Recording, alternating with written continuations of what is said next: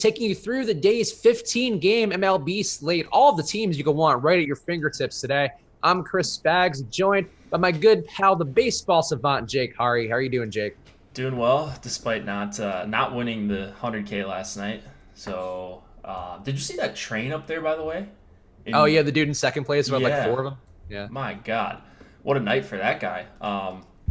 So went to bed pretty jealous of him, but it was fine. I mean, it's a top heavy tournament like that, and it's tough to win. Same thing on FanDuel. I had some better lineups over on FanDuel actually, but nothing really materialized to the point of me making a huge profit. But 15 games tonight, so more weather issues. Also, that Nats game, they've talked about it on both shows so far today, and that one didn't help me either. So I think you were in the same boat, right?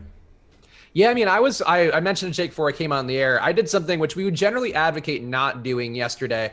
In terms of the volume I played. I did put a tournament lineup in that big tournament as well on DraftKings, which ended up top 500, which I felt good about, which is a single Nice. bullet in there. But in addition to my usual max 20s, and yeah, I actually had 85% Mike Trout. I just looked at my lineup rewind.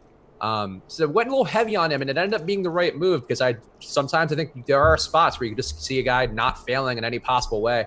And that was where I was with Mike Trout yesterday, which I think a lot of the field felt that way about Mike Trout. But it's a new day, Jake. It's a lot of new options here. And of course, if you want to dig into a slate of this size, 15 games, a lot in front of you. Use that promo code Live Before Lock right now and get half off your first month of any Awesemo Plus membership. You can get all the ownership projections, the rankings, the regular projections. We just plug right into Fantasy Cruncher. Also, the deep dive column from today. A lot of stuff in there that'll help you make better MLB DFS lineups. So use that promo code Live Before Lock right now. All right, Jake, we got some pitchers here who are actually, let me make sure I have the most recent ownership update, but the one that I had most recently had Yusei Kikuchi really soaring up the charts. Oh, that's still the same one. He's going to be the number one owned pitcher on DraftKings. I think he's going to have some ownership on Yahoo, but not quite as much. And he's going to be far behind that on FanDuel. But Kikuchi is so absurdly owned based on our projections right now, Jake. What are you doing with him on DraftKings? Yeah, on DraftKings, if he's gonna stick there by the time we get an ownership update, I'm assuming in a few minutes, he's just not going to be a guy that shows up anywhere near the field for me. So I ran a crunch before this. I got about 15% of him. So that's a number I'm comfortable with. If he's going to be at 35, I would think, I don't know about you, I think he's going to come down a little bit. Mm-hmm. But yeah, if he somehow sticks there in the 25 to 30% range, I'm not getting to him. He's not a high upside arm. He's super cheap, but it's not like it's a great strikeout matchup either. So you're just looking for him to go 6 innings and get you a couple strikeouts, and that's like the best case scenario for a pitcher like him, I think. Yeah, I think at that much ownership for him, and I agree. I think it'll come down. I think we'll have him probably closer to the 20%, maybe 25%. He does project well from a value perspective, but I don't think he has the upside either. And as Jake mentioned, it's not a great strikeout matchup. The lineup that they have today is going to have a 24.4% K rate, at least the projected lineup for Kansas City. There isn't an official one out, right? No. For KC, I don't think we have an official lineup. Oh, yes, yeah, they're not out yet. So yeah, they're one of the two that we don't have. But it is a spot where I think Kikuchi looks okay, but I honestly would rather go to Brett Anderson for a little bit more, just because I feel like there's less downside there with how bad Baltimore is, because Kansas City does have a couple guys who are good hitters. In this lineup, they have 5 guys over a 100 WRC plus, a couple guys. Merrifield's been hitting really well in that leadoff spot. I just don't see the reason why I would want to go to Kikuchi at anywhere near that volume. And you do have some other cheap guys too. You have Mitch Keller too, who's not terrible, has gotten some strikeouts. Is not in a terrible spot going against Detroit, even though that is one where Detroit can also produce some runs. Like there are tournament he plays elsewhere that I think have more upside than Kikuchi, and I just don't see it for him. I agree. I like the Anderson call, actually. He's one of those guys that's a better real-life pitcher than DFS pitcher that we talk about sometimes. But yeah, going up against the Orioles, he's a big favorite, minus 200 favorite for 6,200. If he's going to be significantly less owned than Kikuchi, I'm definitely right there with you. Yeah, I mean, we saw it yesterday with Fires going against Baltimore as well in a similar spot, and I think he ended up with like 25 fantasy points where he just didn't do much of note, but got enough strikeouts, just kind of pitched the game through, and it's a positive pitching park that they're in as well. So I think the spot for Anderson isn't bad, even though, as Jake mentioned, he's not a good fantasy pitcher, not a guy you're excited about. But the Orioles' left-handed matchup has been really bad. This lineup that they have today with a 140 ISO versus left-hand pitching, also a 28% K rate. Just an 85 WRC plus, so not a good team versus left-handed pitching that's going to be in there for Baltimore today. And Brett Anderson, maybe enough to get done. What about the higher price guys, Jake? We have Verlander up top. We have some other guys that range. Cole Hamels going to be overpriced as well, but in a decent spot. And some other guys, I guess, around there. Kershaw, who I assume you're not going to have a ton of, but DeGrom a little bit cheaper. Who are you getting in that price range? Not a ton of guys in the top price. I'm getting to 15 or so percent of Verlander right now. It's going to depend on what happens with the Mets game for DeGrom, because he'd be a guy that I would get to some of. But it's probably like we have a postponement risk there, which at a pretty significant one right now. So that's pushing a lot of guys in that game as well as the Nats game out of my lineups when I'm refiltering.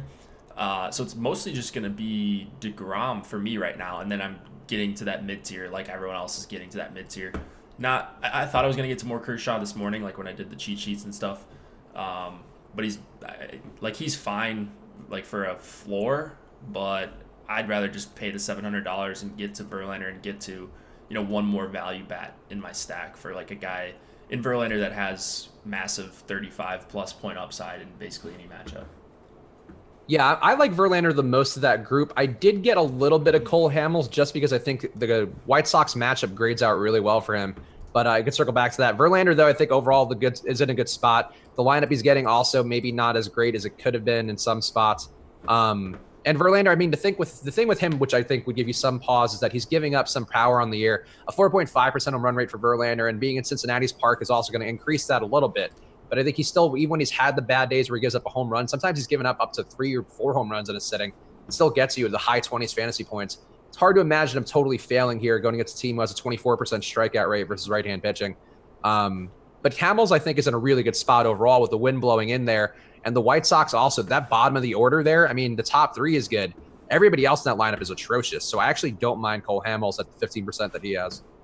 Yeah, that's a really nice ownership. And it's looking better and better as possibly these games are getting crossed off or close to it. So I think I'm getting to more Hamels now that I've filtered out some DeGrom lineups I had in there. It's the White Sox, they strike out a bunch. Hamels isn't a huge strikeout pitcher or anything like that, but he's another one that's a big favorite. Like you said, a little bit of wind blowing in Wrigley, which will help. And there's definitely strikeout upside. Like, I don't like the price at face value, 10.5 for Cole Hamels. But he's definitely got some things going for him, and you might lose a couple top pitchers here.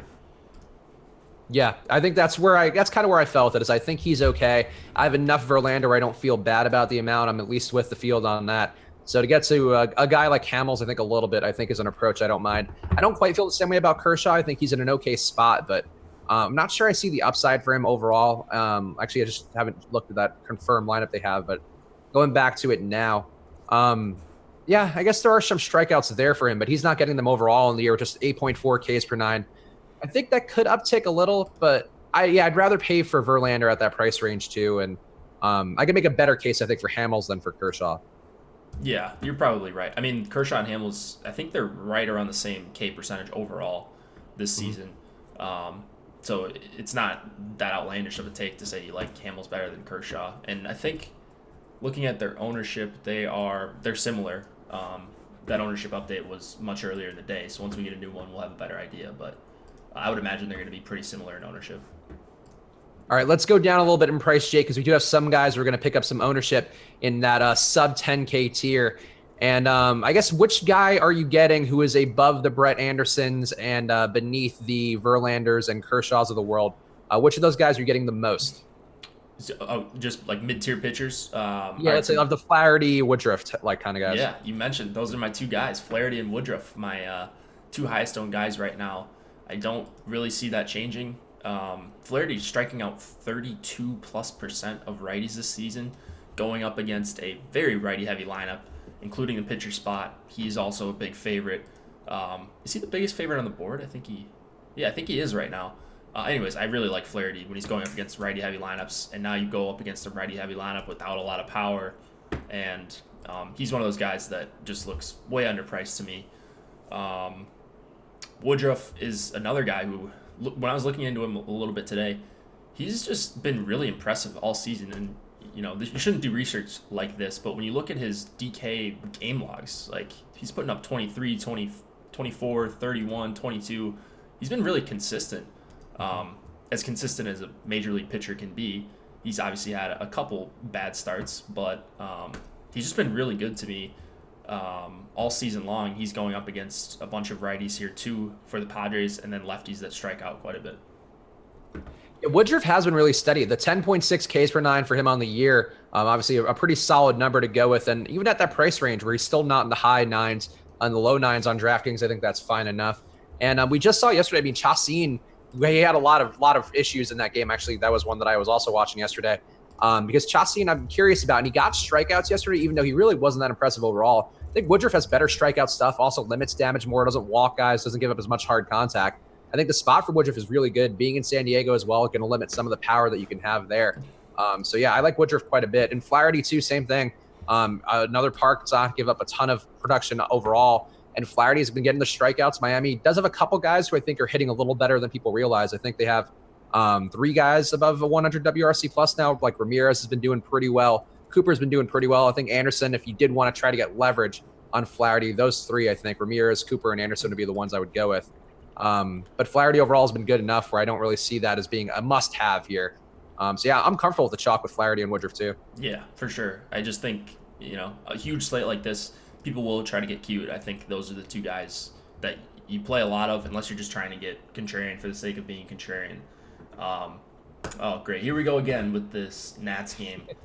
Yes, it's officially delayed. Our boy Makan in the premium Slack points out, which you do get with any membership at Awesemo.com of our Awesemo Plus memberships, the premium Slack where people are talking, exchanging little tweets and news throughout the day, as well as competitions for their very livelihood existing on the Slack. But yeah, there's a lot of things going on there. So use that promo code live before lock to get in there for half off your first month or week. But yeah, that game is officially delayed right now, the Phillies Nationals game. So we'll see. Is that scaring you off again, Jake? I think it's going to scare me off right now, unless something really changes. I factor in the postponement risk in my projection, so I think that's really going to push these guys out of it. So anybody that doesn't know, that's a premium member, you can go to the projections page and see the actual postponement risk according to Alex, exactly how he's playing it. So unless there's something that changes once we get a couple more lineups when it updates, I don't think they're going to be in very many of my lineups on either side. Yeah, they projected well for us with our projections that we have at Awesemo.com, and I do have a little bit of those guys, so I kept it purposefully low because I kind of figured this could happen because this game has been in red everywhere that I've seen throughout the day. And I think we try to have a more optimistic approach for weather with some of our stuff that we have at Awesemo.com, where we're hoping things are going to go off and be fine. But that one has really looked bad for the entire day. I don't even know how they reschedule at this point. I guess we could just do it for later in the year.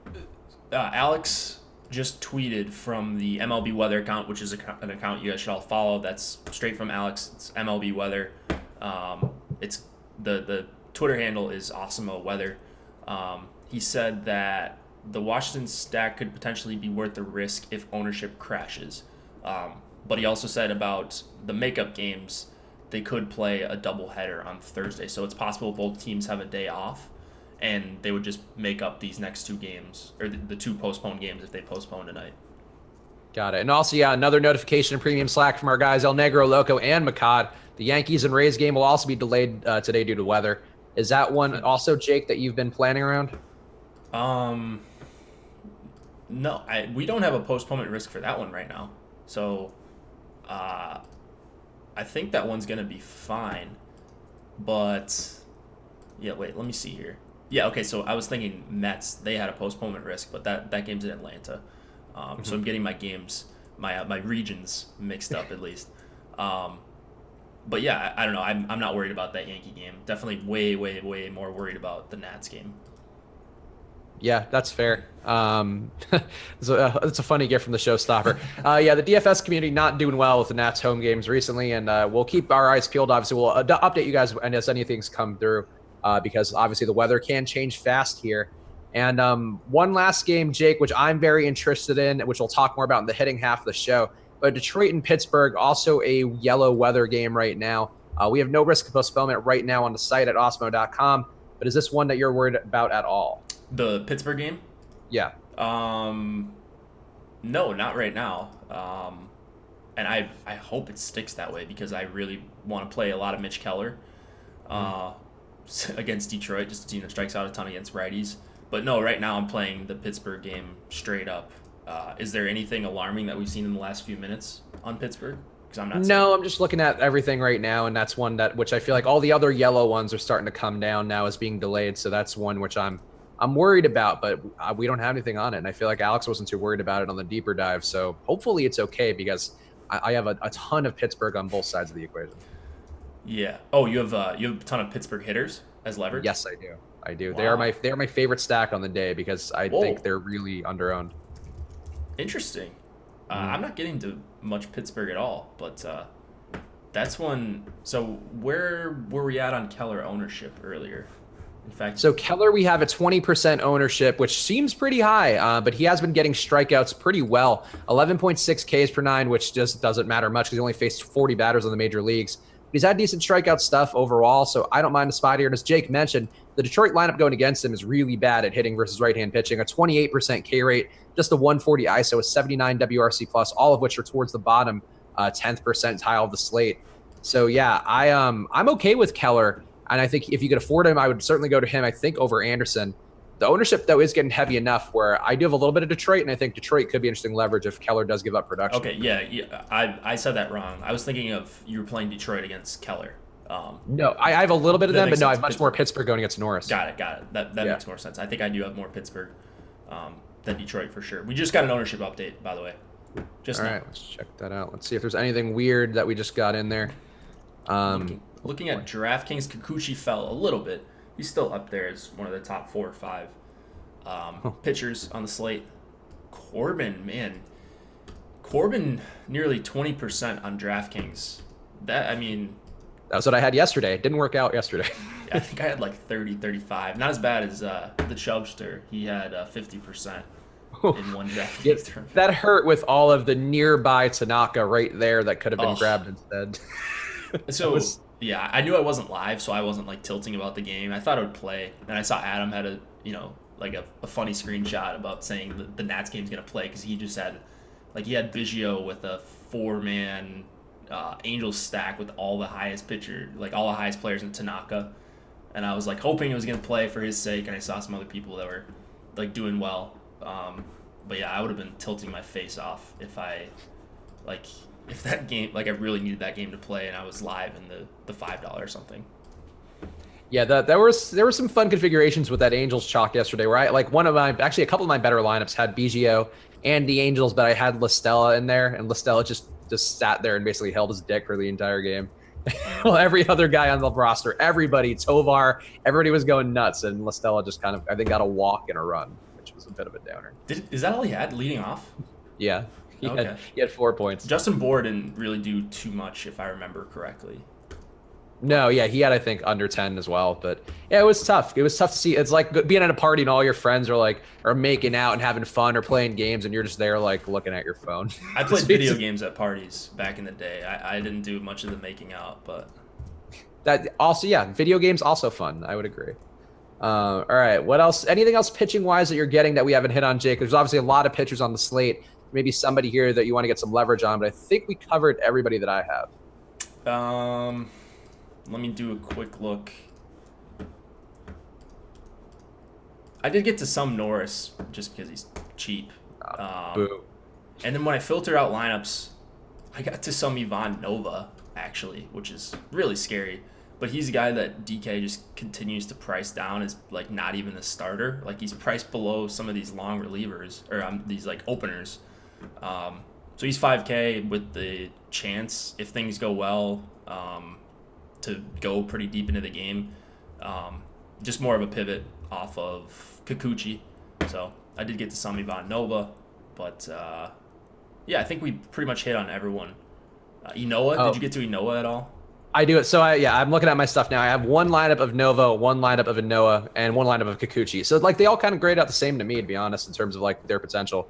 But yeah, Noah I thought was interesting just because the Oakland Park can contain production well enough, and maybe he just gets through it, and maybe he's due for some regression in the positive way where I don't know. But yeah, not an exciting play. But at 4,500 on DK, I think that's worth one stab.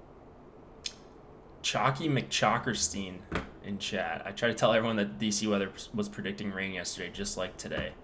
Well, Chalky McChalkerstein must have been right yesterday, but I just wanted to say that name. That's a pretty cool username for a DFS chat like this. He's been in here before. He's got one of those. He? Yeah.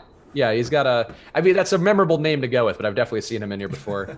We have a lot of regulars. I need everybody to have an avatar though. Like I appreciate everybody being in here, but a photo would help. Like Matthew Protowell's been in our YouTube chat since like I think we started working here, and just got that green YouTube logo. I need something better. I need some faces or just like funny gifs or something. It does take a while to recognize the names. It's much easier with an avatar, like in Slack or anything.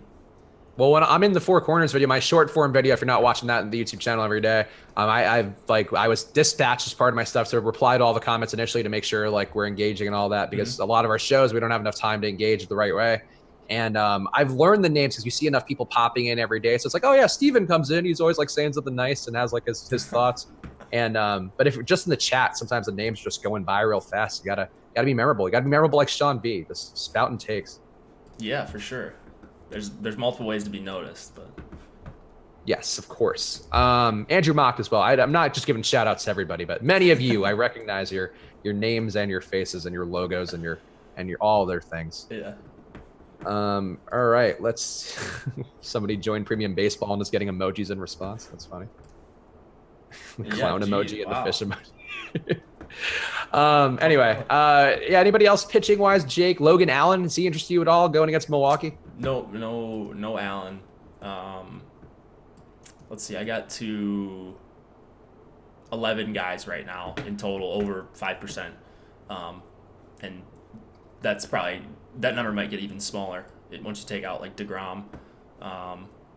So yeah, I think we've talked about everyone. Flaherty, Woodruff, Anderson, mentioned Norris, Nova, Kikuchi, and Inoa. So not no one too significant for me after that.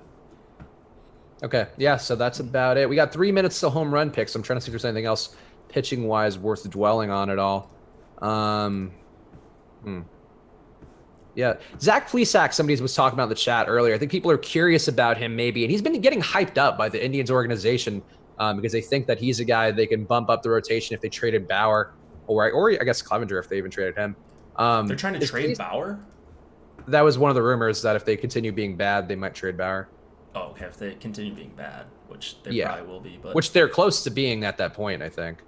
Yeah, I guess. Man, it's weird. The trade deadline like 6 weeks away. Not even like that. Yeah, season's flying. Yeah, it's going by fast. Time flies when you're having fun, Jake. As we all know, doing these streams 5 or 6 days a week. That's right. Yeah, Plesac, when I saw the comparisons, because I was reading some of the local media, I think, about just the rotate. I don't even remember why. I think I was reading about Bauer's like mechanics and stuff and trying to figure out what he was doing. And they were like, yeah, like Plesac's a guy who can pop in. He doesn't really get strikeouts and doesn't miss bats terribly well, so I don't really see any sort of Bauer comps. He's also been giving up home runs. He's in Texas as well. Is he a guy you would even consider at a reasonable price range? And he has limited walks and hits pretty well, I guess, to his credit. Just really tough weather for a guy that doesn't miss a ton of bats against a team with a lot of power. 90-plus degrees in Texas, near 5 implied total for the team he's going up against. So he's not a guy that I got to for just under 8K. Yeah, all right. That shakes it out about the same for me, too. Not somebody I want to get to. I think if I'm willing to take a stab at somebody, this is the cheap guys that we talked about a little bit earlier who were just also not good, but maybe have some strikeout upside, or just the price works well enough. We suck at almost 8K, not quite good. Let's go to the dong sheet right now because I actually need to make sure where we're standing with everything. We'll do them a little early because I want to talk about hitting, and we're just like 1 minute out anyway. Okay. Let's see. All right. Oh no, that's right. Emac got a home run on Saturday. He got one last night too. Oh, did he? Oh, that's right, with Muncy. Oh, yeah. Man. That sucked, man, because I was doing DK Live yesterday, and I was going to pick, like, one of any of the Angels, and they all had home runs. And couldn't put my pick in because I was just sitting there waiting for the second segment you do there. Oh, no. So Emac is now safely in the lead again. Oh, that hurts. All right, well, the standings on the year. Emac has safely reclaimed first place with 14 total dongs on the year, as well as 14 correct picks. I am behind him with 12 total dongs and 11 correct picks in second place. Josh and Jake are tied with the amount of correct picks, 10, but Josh has one more total dong because he has a double dong on the year. So he has 11 total home runs. Emac might put us away for June, Jake, if we keep up like this. So What are we going to do here? Who's going to be your pick? Yeah. All right. Here's a guy I like taking. And it's not a lefty. Yeah, I'm going to take Alex Bregman. So. Ooh, okay. I like that pick. So, fun fact: Sean V called the Houston stack atrocious in the Four Corners comments today, and then only for the deeper dive. So I think beyond like a second after I saw him comments that, or we replied or were chatting or whatever in the comments, and then Adam was like, "I love the Houston stack," and Alex was like, "I love the Houston stack." It's just everybody. Sean V has his take, and everybody's going the opposite way. Yeah, what's not to like about the Houston stack tonight against DeSclafani? Bunch of lefties in there with power. I mean, it's exactly what we want. I believe Sean V's take was that DeSclafani has had a good last 2 starts in which he's like limited to like 1 run, I think, in his last 2 starts, or maybe 2 runs. Well, I mean, if I had 2 good starts in a row, that wouldn't mean that I'm a good play the 3rd time. No, I agree. And I think, the sample size for lefties against DeSclafani is a bit larger. And if Sean V has an opinion on it, I'm sure he'll chime in and chat with what his correct worldview was. But yeah, I think Houston's a strong stack, and Alex Bregman, even though he's not a lefty, a good part of it. All right, I'm going to go to the game that I have the most of, and the guy I have the most of today, which people may be surprised by. Brian Reynolds for Pittsburgh is going to be my pick. Now that's a nice one. You get some style points for that if you get that one, I think. At least in my hope so. Yeah. I like the spot versus Norris, and I think Norris being in a park, Pittsburgh's been giving up more of everything on the year, not a ton of each individual column. They're giving up more singles, more doubles, more home runs, more everything, more run production.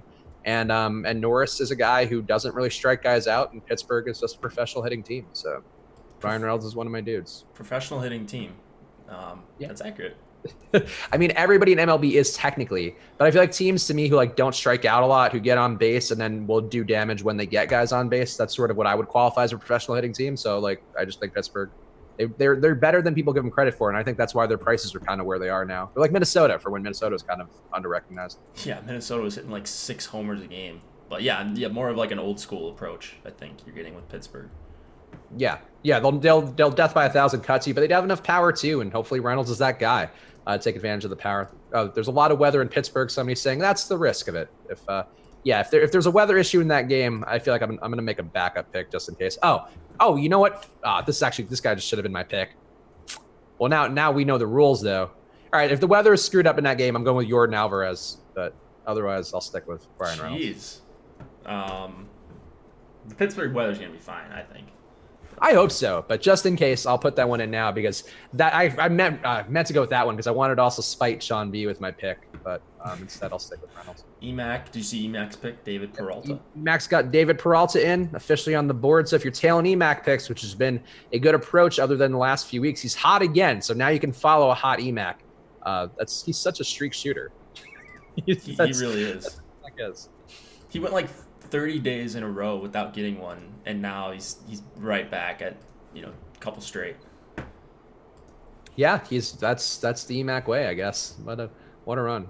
All right, those are on the board there. So go make your picks in the chat if you want, or reply to the @AwesomeMLB Twitter whenever they post the dongs there. That'll make you feel good. Sean V clarifying his take as well. Apparently, there's 2 good lefties in the bullpen who could come out after DeSclafani if he did get blown up. I don't think that'll matter too much though for me.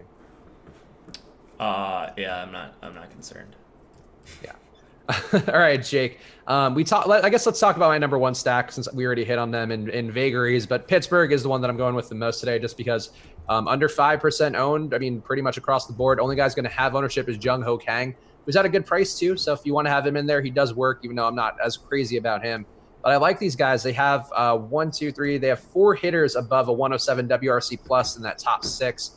And then Reynolds with a 157 and a limited sample size, but still been doing it overall this year and in general. Cabrera's been hitting well. Josh Bell's been hitting well. Elias Diaz as well at catcher at a reasonable price has been hitting well. And Norris to me is a guy who does give up a lot, but is due to give up more than I think he has. And the bullpen for Detroit is also bad. So what is your Pittsburgh stance?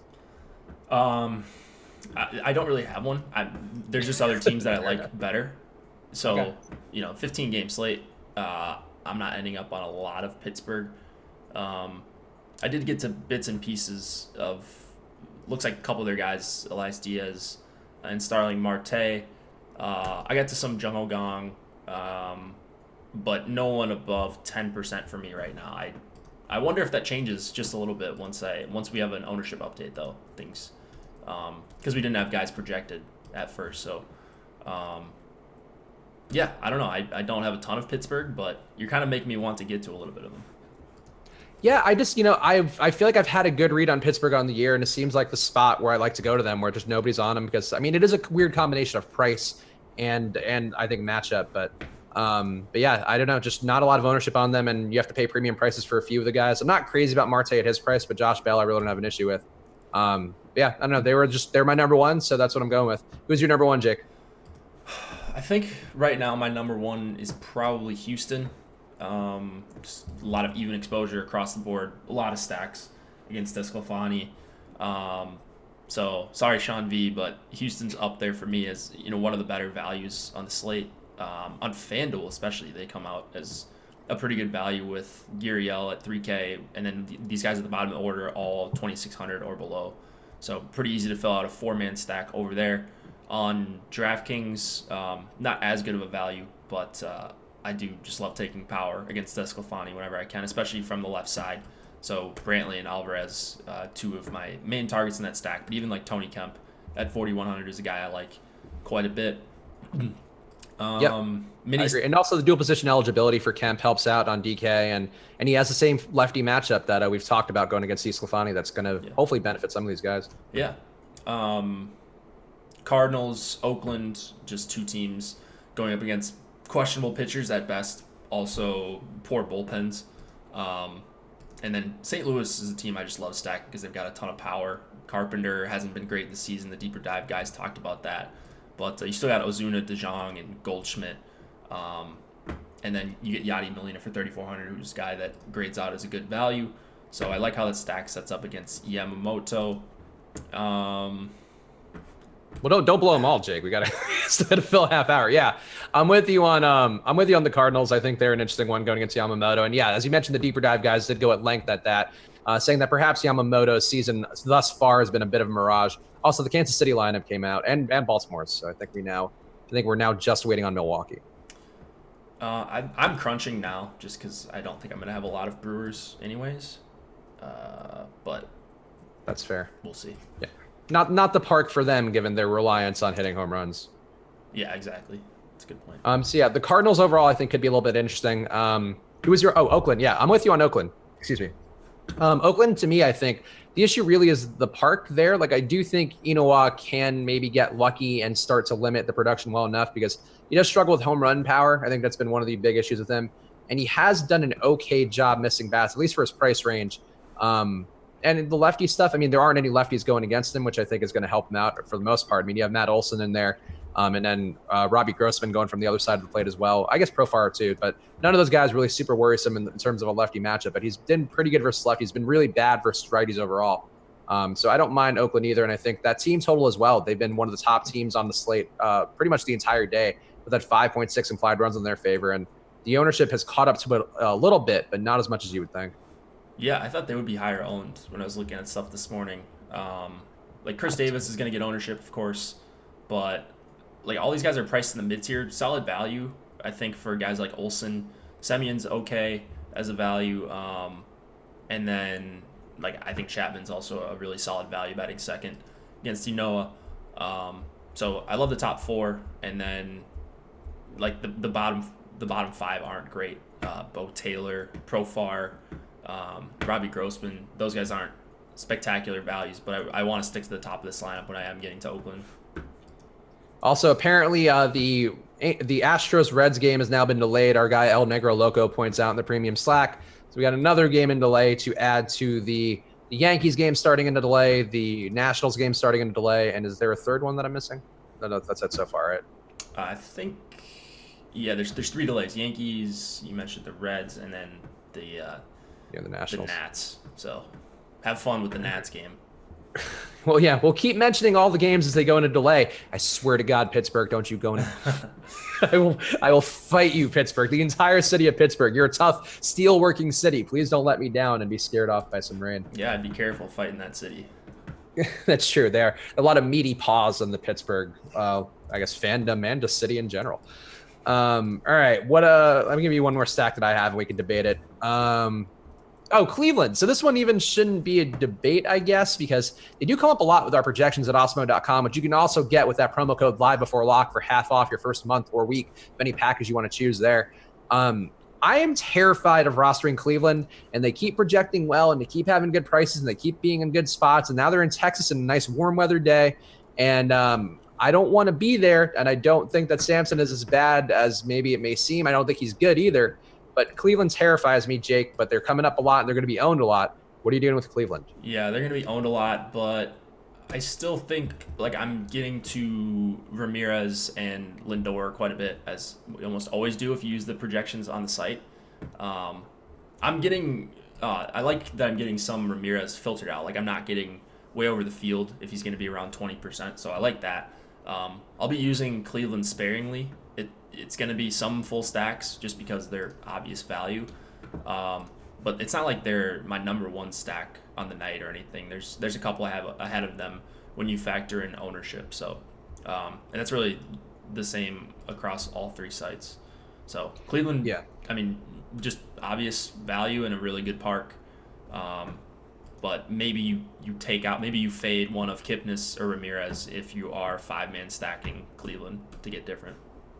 Yeah, I think that's a fair approach. And to go back to Kipnis and Ramirez really fast, because the numbers do jump off the page this year for both guys. I guess I'll go one by one. Kipnis, a 51 WRC plus, a 1.4% home run rate, a 102 ISO, and a 213 batting average. So that's been really bad for him. Ramirez not far off, a 1.3% home run rate, a 59 WRC plus, a 100 ISO, and a 204 batting average. So these guys have been legitimately bad on the year, and they're going to be owned like they are not that. Ramirez did come through the other day when I kind of had a similar thought process, and I think I'm okay with being at half the field on Ramirez. It's going to be 20% owned on DK.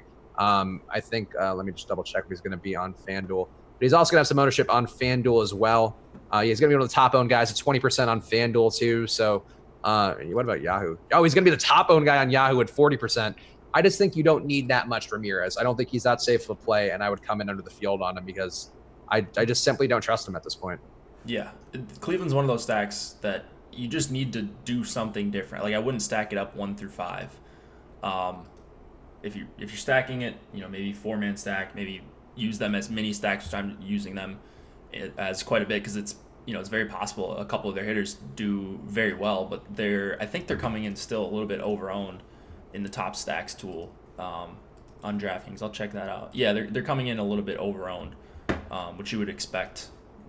Because there are similar implied totals, and if everyone's gravitating towards one team or a couple players on one team, they're probably not going to be the most optimal GPP play.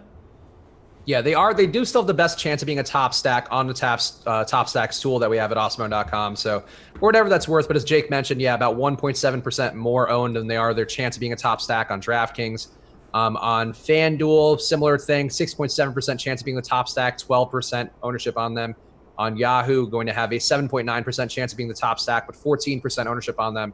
So they are just kind of over-owned everywhere. And as Jake and Josh and Adam in particular like to mention on their shows, that is a spot where you might be worth just going the other way or just getting a little bit less because that you have no leverage on the field there with how that currently shakes out. Yeah, 15-game slate. I mean, there are so many spots. Well, maybe not 15, depending on what happens with the Nats game. So that's a wild card, but there's a ton of games on this slate. And if everyone's kind of going to a few players, even if they do well, that doesn't mean that they're going to be in the top lineup because there could be so many other outlier performances.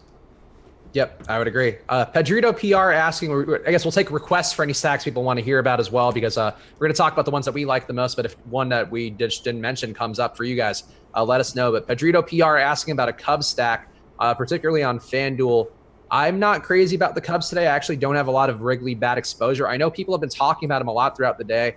Obviously, Nova's a guy who can give up a lot of hits, but I feel like he does a good enough job. I mean, the home run rate's not great, but I don't know. I feel like I haven't had the best results stacking against him in the last few weeks, and that may be just clouding my experience a little bit here. We do have them as being a little bit over-owned in terms of their chances to be a top stack relative to the ownership of the field. But what are you doing, Jake, with the Cubs?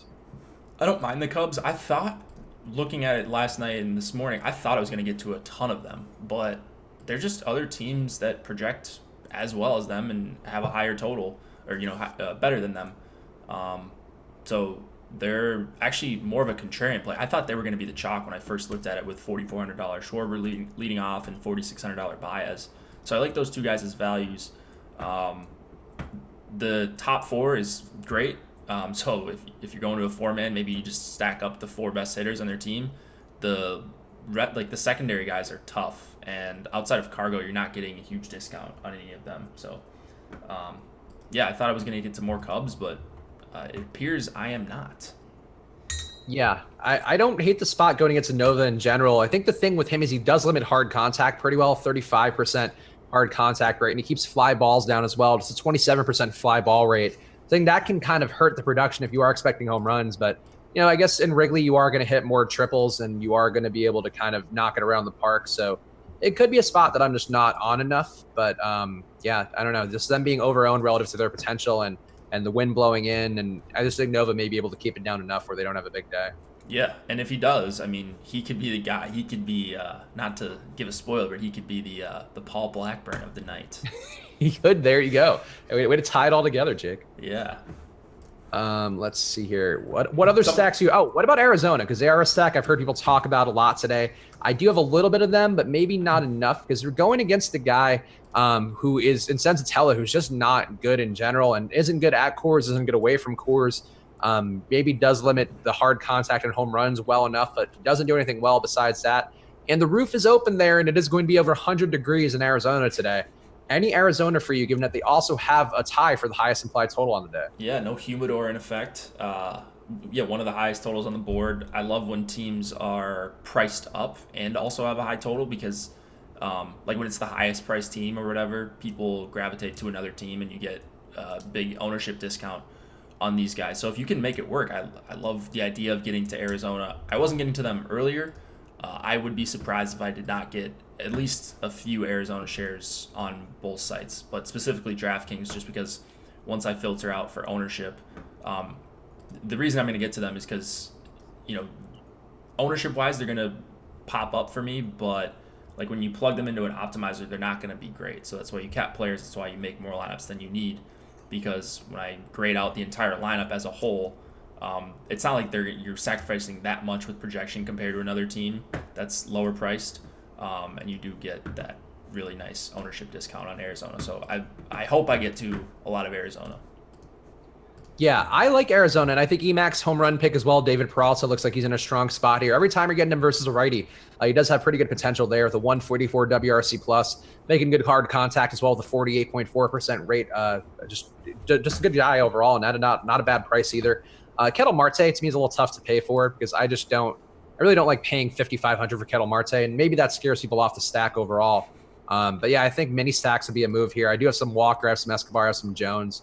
And of course Peralta. I think they're an interesting team, and Sensatella is bad. I think that's something to remember as part of the process. Yeah, Marte is a tough pill to swallow, but he is batting second. So if this Diamondback stack does go off, and they've got one of the better chances to do so, he would be a guy I would be trying to fit in. I still don't know if you could get to him, just because he's so expensive, and like these guys are all priced up. No one in this lineup below 4K on DraftKings, which is something we don't often see in a non-Coors game. Yeah, good point. I wonder if they knew that it would be a 100-degree day with the roof open. Maybe. Yeah, must have. Somebody's going to leak. Also, Miguel Rod asked earlier about Merrill Kelly. Since we're on this game, I guess we might as well talk about him, because Colorado's on the other side here. Should also benefit a little, not as much as they would in Coors, but should benefit from the warm weather as well a bit, even though it is a drier air, not a humid air in Arizona. Merrill Kelly, is he a guy you would have any of at all? I don't really see the strikeout upside for him in this spot, so he's not somebody I would land on at that price. No, I didn't get to him. He's just too close in price to Flaherty. I'll just take Flaherty, a guy that I think has massive strikeout upside here, and I agree with you that Kelly really doesn't, even though it is a solid matchup. The 4.5 implied total is scaring me away.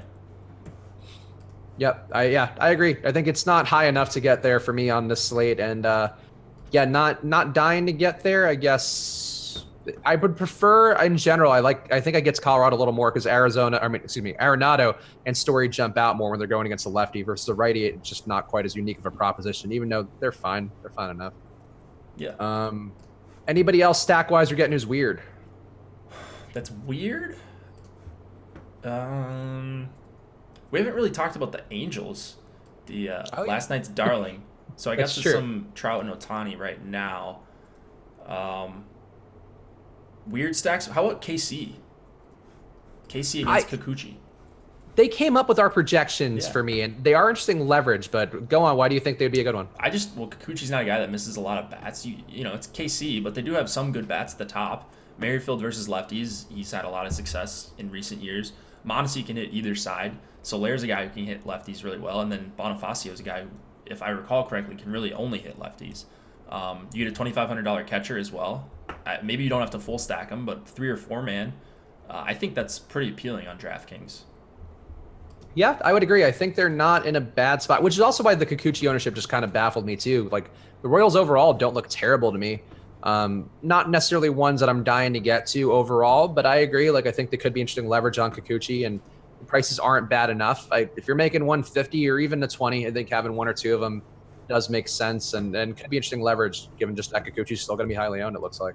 Yeah, man, it's not like there's a shortage of bad 5K options. Why does everybody have to play Kikuchi here? I get that he's a favorite, and I'd be fine with him if he wasn't 20% owned or whatever, but like what are the actual odds he outscores all of Inoa, Nova, Anderson, anyone within $1,000 price tag? Senzatella you could throw in there if things go really well for him. But there's just a bunch of options in that range. Norris. So, I don't know. I don't like gravitating towards just one. Yeah, somebody in the YouTube chat asking about Brett Anderson again. I have much more Brett Anderson than I do Kikuchi, and I think I'm okay with that just because I think the matchup allows a little bit more or a little bit less downside. And even though Kikuchi has a little bit more strikeout stuff theoretically, at that price range, I'd rather take a guy who I know is not going to get blown up and could actually just stumble upon some extra strikeouts rather than hoping a bad strikeout pitcher comes through in a spot that doesn't look that great. Kikuchi, didn't he have an 11 strikeout game, and then he hasn't struck out anyone besides that the whole season? Like that, what is up with that? He's an odd player, I would say in general. He had that 130 fantasy point day, I feel like, and that was about it for him.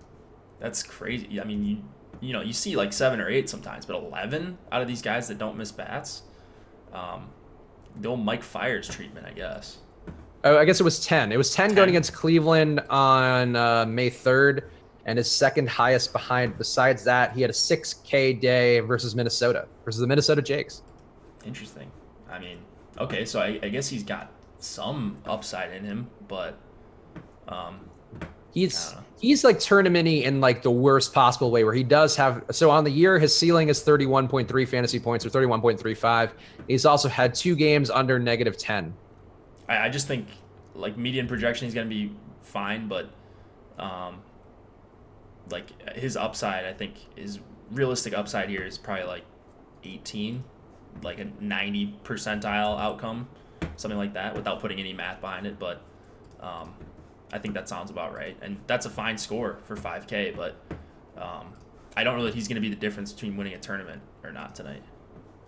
Yep, I think that's a fair approach. And a fair take, rather. Let's see. Oh, okay. I thought we were being called shills, but no, just Laffy and Josh being called shills jokingly. Okay, we're all good. We're not shills, Jake. Don't worry about it. We're not? No. I mean, well, I guess we can be with the promo code live before lock to get half off your first month or week at awesemo.com. You could do that. There you go.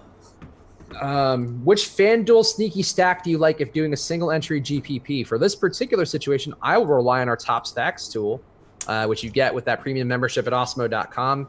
And FanDuel stacks? Yeah. Who would be sneaky, I guess? The Yankees. Yankees, Red Sox. We haven't even talked about the Red Sox. Seattle, maybe? Yeah, Seattle's up there as being a little bit undervalued, near 5 implied total for them against Homer Bailey. I think those 3 or 4, if you put in Minnesota, are pretty good starts. Yeah, I think that looks good. And again, that top stack tool, you could do that for yourself. We did it for you in just a minute there, but you can pour over it all throughout the day as it gets updated, and it actually does help you out quite a bit to figure out where the spots to leverage are. Let's see. Oh, here. Well, all right. I guess we can do the Paul Blackburn of the night since you already hinted at it before. And McCod's asking the premium Slack. So the Paul Blackburn Award, of course, goes to the worst possible pitcher who's also cheap and could end up in a tournament-winning lineup. Jake, who would that guy be for you today? I want to say Ivan Nova. Yeah, I think no. Yeah, Ivan Nova. Yeah, I think the picks to me would be, I guess just the volume of Kikuchi means that maybe somebody will end up with like a really perfect stack somehow with him. Just because enough people be playing Kikuchi where I could see that leading to like a wisdom of the crowd thing where somebody just lands on that lineup that's perfect with him. But I would go Brett Anderson just because I think he stinks, but he's got a pretty good money line total favoring him, and nice spot where hopefully he'll pick up the win. So I think that all kind of works out well for Brett Anderson. I like your pick better than mine. I think they're both strong picks, and yours is more of a leverage play, which I think also can work well. Yeah, I don't mind it. All right, let's see. Anybody else who we haven't hit on that I have in lineups? Houston, we talked about. Detroit going against Keller. Is that something that you would do at all? I'm not really interested in that. Like low total for Detroit, they don't hit righties very well. Really low chance of being the top stack on the night. We've got a bunch of teams in the 5+ implied total range, so they're not a team that I feel like I need to get to. Maybe Kristen Stewart or Castellanos I might get a few shares of, but as far as full stacking, I'm kind of out on Detroit. Yeah, I have just a little bit of them because I have enough Keller where it made me uncomfortable, and I just wanted to have some of them in there. And I think they're an okay proposition if Keller. I mean, Keller, a very limited sample size again. He's only faced 40 batters this year. He's only had 2 starts or 2. I think they were both starts. 2 appearances. He's got 22 hits per 9 allowed on the year, which is a lot. It's gonna come down. So I think that's the one thing to look forward to here. But if it doesn't come down all the way today and he just isn't that good, but he's a guy who gets strikeouts but also gives up a lot of hits, I think that could be a spot where Detroit has some production. And they're cheap enough where I have 1 stab on them out of 20. I don't mind that, but really don't see the need for much more than that. I think if anything, they just ruin Mitch Keller's day rather than have like a fantastic production. Yeah, exactly. The last thing you said, I think I 100% agree with that. It's more likely they just make it so Keller's not the best play in this range. And that's not really a stack I'm interested in on a 15-game slate. Although I think we've had the Marlins win with like a 3 implied total on a 15-game slate. So, I mean, it could happen. It could. He's not like, I guess, well, Keller's ownership has come down a little bit, so it's not quite direct leverage anymore. And I think Miami, and at least in that particular day, I feel like was it on DeGrom or Syndergaard or somebody like that? I feel like it's always a crappy Mets pitcher, or not crappy, but an underperforming Mets pitcher on that day who Miami ends up doing well against. Yeah, I mean, they see him like 18 times a season, so. It's true. The BVP really starts to pay off at that point. Yeah, I mean, everyone knows you got to play the BVP plays. Yeah, no, like I think Keller's the stronger play out of that side, but I think for tournaments, Keller could find himself some ownership, and I don't mind 1 or 2 stabs, but not one I would load up on. Definitely not as much at the volume that I have on my Pittsburgh boys. Seattle, I have a little bit of too. We talked about them in brief. I think they're fine. Yeah, I think we covered everybody who I actually have. Toronto too, I think is also okay. We talked a little bit about the Angels. Angels look fine. I think the issue with the Angels is that Stroman does limit home runs pretty well, and he's been a good real-life pitcher, but not a great fantasy pitcher, I think, as we've talked about in the deeper dive guys talk about as well.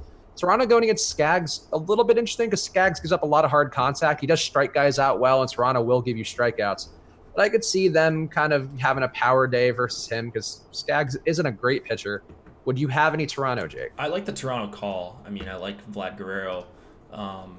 And some of these other guys, I know Toronto was also priced down, but they weren't a team that I was getting to in a ton of crunches that I was doing earlier. So Grichuk and Vlad Guerrero are just obvious value plays. A bunch of lefties here at the top that I don't really enjoy.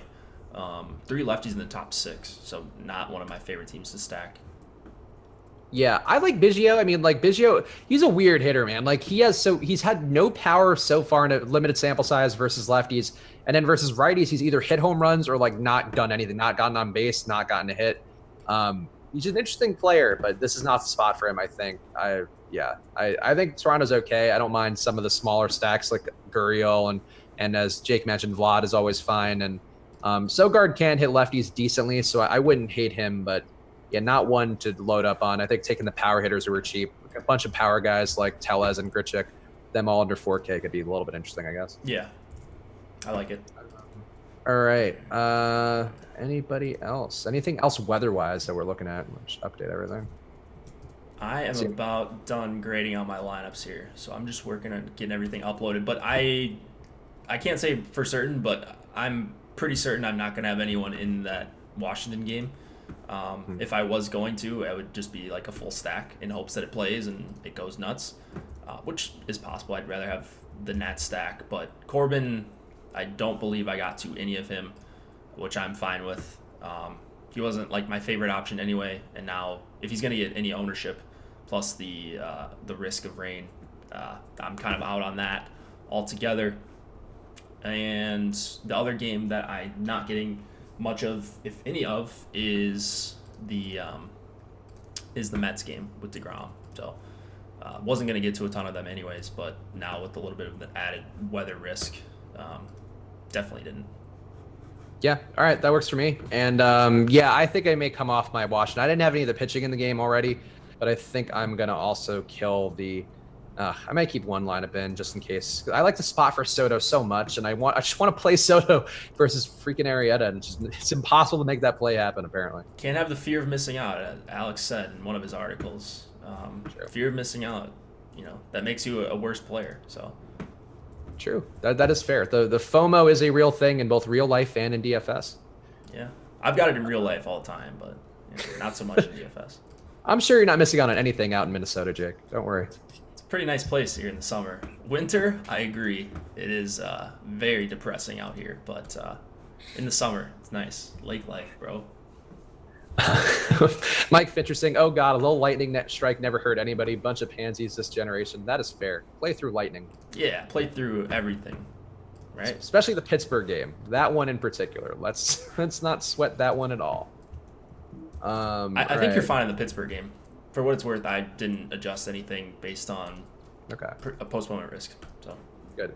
Yeah, we don't have any postponement risk. We are up to a 66% postponement risk for that Washington game, according to the stuff we have on the site. And also the Mets game, I think as Jake mentioned, that's 1-2. Mets in Atlanta, 30% postponement risk for that one. So, but we don't have any for the Yankee game, even though that one's been delayed. So hopefully that's a spot where the weather will clear out and that one will be good to go.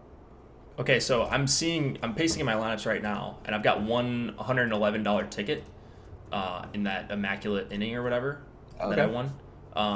And I looked at the lineup, and it's got Cubs players in it. So I wonder if I got any Cubs. So it's got Rizzo, Bryant, Baez. So not the good Cubs, but the pitching is pretty suspect in that lineup. In fact, it has both pitchers from your Pittsburgh game. So I guess that's the 50K winning lineup, I suppose. But not I don't know that I would go with Norris, but I support the concept. Yeah, he's I don't have time to fix that, so whatever. But everything's uploaded. You wouldn't hand build like a $111 ticket, like you wouldn't just, or at least like try to make sure that's got your best foot forward. No, just play my best lineup based on what I'm filtering out for. So looking at Cubs hitters though, I got to some Chris Bryant. I got to a few more Cubs stacks. The team that I'm worried I'm missing out on is actually Arizona. I got to looks like probably 4 or 5% of them, but I don't think that's not as much as I wanted. So that kind of sucks, but can't have fear of missing out, like I said. I want to point out this one thing in the YouTube chat right now. The Kawhi Light saying Texas goes nuts at home for some reason. I could see some Texas being in top lineups. The reason they go nuts at home is because they're in a good hitting park and it's also like 90 degrees there often. Yeah, they're like the best hitting park outside of Coors. That's not like a for some reason situation. It's not like random home road splits. There's a pretty direct correlation between those two items. But in a day with 90 degree heat, 92 degree heat in Texas, it's very possible they are a top stack, but not one I have a ton of today. I like it. Yeah. Okay, so FanDuel exposure. I've been playing more FanDuel. Had some success over there recently. I got to more Arizona there, so there we go. No fear of missing out. Way more Cubs over there. And then I just get my mandatory 20% Mike Trout. Pitching, Keller, Flaherty, Cole Hamels. I like him much better over on FanDuel. And not as much Woodruff on FanDuel. So that was just kind of a couple things that I'm seeing over there. Aaron Levy in the YouTube chat asking, Mets batters safe in cash. I wouldn't even think they were safe in cash if they were playing a normal game, but in the weather postponement risk game, I would say extra not safe. No. The answer is no. Yeah, that is a no. Yeah, that's I appreciate you. There's zero reason to take a 0 on a hitter tonight. Yeah, they're just not even what I would consider like a cash game lineup. I guess they're in a good park, which helps, but I wouldn't. Besides that, I don't think they're cashy. They're not a cashy team, really. Yeah. All right, well, we should be locked. Apparently, the Yankees game, Chalky McChalkenstein is saying will be clear at 9 p.m. So there you go. I think Arlington now hot AF is what Aaron Levy is saying as well. So we got official confirmation it is hot in Texas. So hopefully that randomly comes through for Texas today when they hit well and 90-degree weather. Yeah, I think they're gonna hit well in June and July and August in Texas. Just the thought, just a feeling. All right, so we are locked. So if you missed the Dong picks early in the show, they were Brian Reynolds for me. Jake had Alex Bregman. Emac, the leader in the clubhouse so far with 14 home run picks on the year, went with David Peralta. He's also had 2 in a row. So if you want to tail Emac, now is the time to do it. He is the hot hand. So go play those guys in your lineups now. Also, use that promo code live before lock. Get half off your first month or week of any Osmo Plus membership. The Night Slate content, we talk about it whenever we do one of these shows. The Night Slates are where our management team makes a lot of money every single night. And that's because of the ownership projections being so strong, obviously the regular projections. There's a lot of ways to get leverage for a Night Slate. So if don't revenge tilt, don't get mad, don't get butthurt over your early game lineups. And now just do the Night Slate now while you have some time to prepare and look at everything. So use that promo code live before lock for half off your first month or week. And Jake, anything you want to plug or anything you're doing coming up that's particularly exciting? I like what you said about the Night Slate. I'm going to try to play more and more of those as I don't have any other sports to focus on. So no NHL for a few months. It's not like there's any NFL research to do or anything to set up there. For me, at least. I know maybe some of you guys are doing some other stuff. But yeah, I'm going to try to play more slates, diversify more. Go read those articles if you want to find out more how, the math behind playing more slates, because you should be doing that if you have time, of course. So I'm going to try to play more nice slates going forward, and we have rankings, we have projections, we got ownership, which is the most important thing. So yeah, I like what you said there. Yeah, so and when you're doing that, max out whatever tournaments you can within your bankroll. Like, don't go crazy. If you're a person that has a $150 bankroll, don't play the mini max every night. But play out what you can. We have a contest selection article on the site that is going to give you the best tips there. But yeah, play responsibly, play smartly, and when you're playing, play as much as you can within that reason, as Jake mentioned, because you're giving yourself more chances to win and finish the top of tournaments. And that is how you become a profitable player over time. So there we go. Wait, one last question from Eric Johnson. Thoughts on the Minnesota stack for Eric Johnson? Just didn't get there. David Price, really tough. So they don't project out very well. They're a little bit overpriced.